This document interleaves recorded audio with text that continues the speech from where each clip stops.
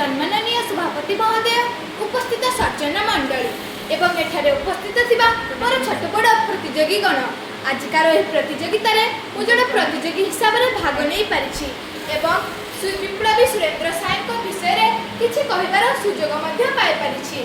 1857 मसीहा सिपाही विद्रोह बेले केते जण आम भारत स्वाधीनता पाई संग्राम करथिले, सेथि मध्यरु विप्लवी सुरेंद्र साय अन्यतम।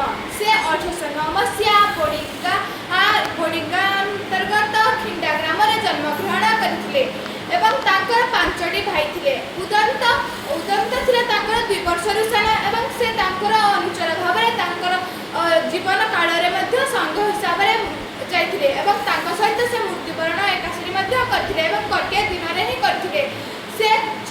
से पिलादिनु ही योद्धा भाव रे परिदर्शित होइथिले, जाफल रे से उड़ी जाउथबा पक्षी माननकु तीर मारी तळकु खसे देउथिले, आंब गछरे थिबा निर्दिष्ट आंब फळ को मध्य झड़ाई देउथिले।